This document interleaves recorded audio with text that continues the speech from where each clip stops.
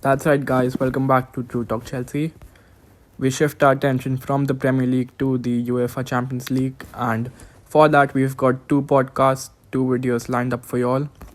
The first one, this one, is more of a preview in which I talk about uh, some team news, a bit of prediction, predicted lineup, and basically a preview.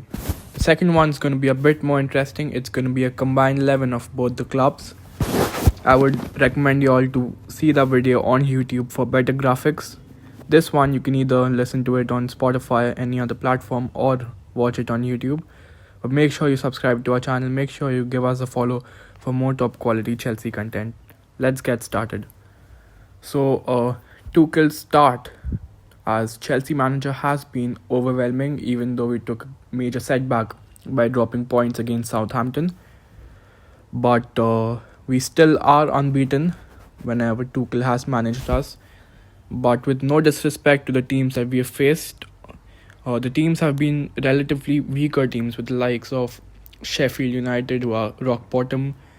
Then we've also got some teams like Southampton, which was struggling, Wolves, which was struggling, and even Tottenham. They weren't in the best of forms when we faced them.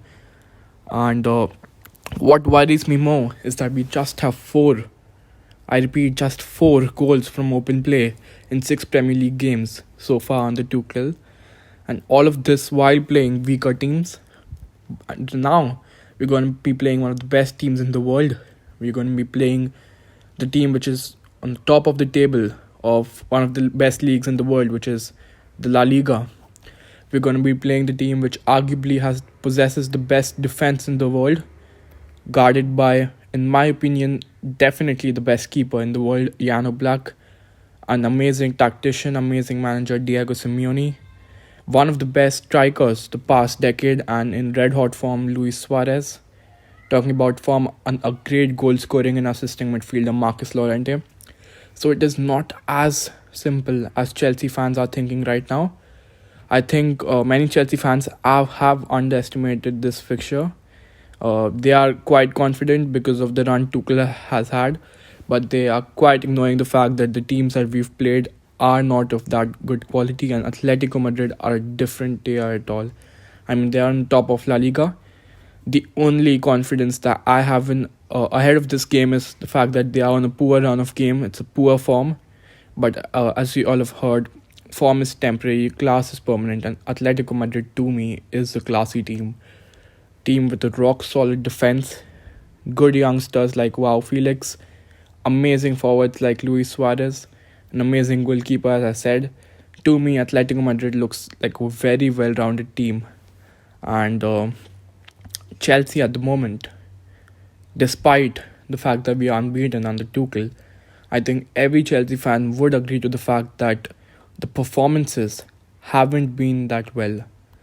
And this is a major concern before the run that we're going to have a very tough run of fixtures. Atletico Madrid, Manchester United, Liverpool, Everton, Leeds, Atletico Madrid again.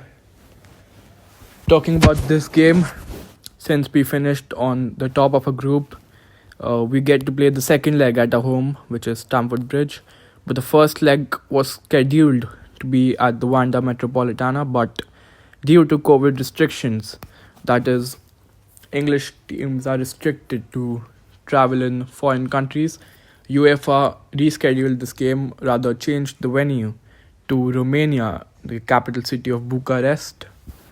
So I think this will be 1 point. I don't think it'll be a very big advantage because even if we played in Madrid, there would be no fans, and there's a clear.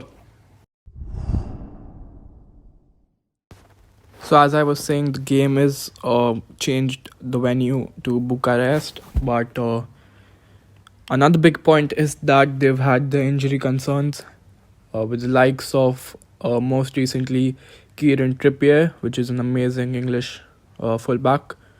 Also with the likes of Thomas Lemar, who is also doing bits this season after a poor start to life at La Liga.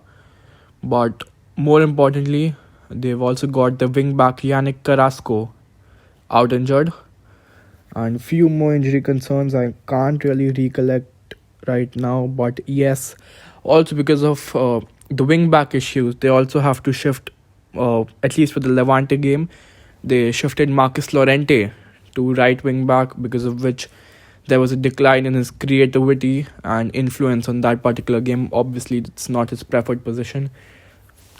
Before that game, he had 15 goals and assists in the La Liga this season, so he will be one to watch out for. But Atletico Madrid are not without their injuries.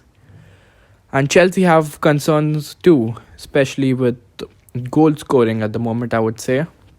And we're not able to score against teams like Southampton, which have conceded 9 goals in the same game this season. Then I don't know how we're going to score against a team which is drilled by one of the best defense tacticians in the world, which is Diego Simeone, of course. But let's begin with the preferred lineup. I won't say a predicted lineup because I don't see Tuchel making these changes. But if I were Tuchel, which wouldn't be the case, but this would be the Chelsea 11 that I would field. Firstly, without a doubt, I've heard it from many Chelsea fans, from many pundits as well, that Chelsea must return to a back four. I definitely think that yes, we are more defensively solid with the back three, but at attack we are not good enough, just not good enough, and we cannot not score in this game because it's an away game, and any person knows the importance of an away goal in a two-legged tie. If we do not get an away goal, it will be a big disadvantage. So I really wouldn't mind something like 1-1 or a 2-2, getting that 1 and 2 important away goals. I would definitely shift to a back four. I would bring back Ben Chilwell as the left back. Obviously, Edouard Mendy in goal goes without saying. The two defense, I'm not so sure if Thiago Silva is fit for the game. If he is, no brainer, Thiago Silva, much needed. If Thiago Silva isn't, I would have Andreas Christensen because of the fact that, in my opinion, Christensen is one of the best centre backs at Chelsea with the ball at his feet after Thiago Silva, and he has been decent recently. I would definitely go for Christensen because Zuma, I'm not so convinced after another disappointing display. He was disappointing against Luton. I would say he was quite a mistake for the goal that they scored, and even for the goal Takumi Minamino scored against Chelsea. I think Zuma was at fault. I would go with the back two of centre back. Of Andreas Christensen and Antonio Rudiger. As shaky as it sounds, we do not have many options unless Thiago Silva is fit. I would recall Reece James at right back. I definitely think that James at right back is better than right wing back. And Azpilicueta isn't that good enough at right back at the moment. I would definitely bring in Reece James. Now, one of the reasons why I chose a back four is to remove that extra centre back and rather add another midfielder. Thus, I've gone for Jorginho, Kovacic and N'Golo Kante in the midfield three. This might be a bit debatable. Some people believe that these three do not function well together, but I think that the way Jorginho and Kovacic have played under Tuchel has been nothing short of impressive, amazing. And N'Golo Kante in his last game was pretty impressive too. And as one of the commentators rightly pointed out, against the big teams, the teams which can hurt you on the counter, the teams that have the individual quality with the likes of Luis Suarez, to minimize all of this, to cancel out, you do need a defensive midfielder like N'Golo Kante. Still, in my opinion, one of the best defensive midfielders in the world, along with Jorginho, who can hold up play, Jorginho who can control the tempo of the play, and Kovacic who can make those breaking runs from the middle. Hopefully a bit more creativity in the final third, which he is lacking at the moment. Going with the front three would still be in number 10, which would be Mason Mount, another impressive performance. And then with two strikers, I would go for Timo Werner and Olivier Giroud. I think Tammy wasn't good enough, and I don't see him. I think Giroud's experience would be vital in a game, such a big game. Obviously, his record in Champions League this season has been amazing. Scored a poker against Sevilla, also a winning goal against, I believe, Rennes. So, yes, I would go for Giroud. Amazing aerial threat, good target man. Along with Werner, Werner always thrives when he's playing with as on the left side of a striker with a physical and tall striker. With Giroud, matches both of the criterias. So this is my preferred 11, which is Werner, Giroud up top, Mason Mount at 10. We've got 3 midfielders, 4 defenders, and the goalkeeper. This would be my preferred 11.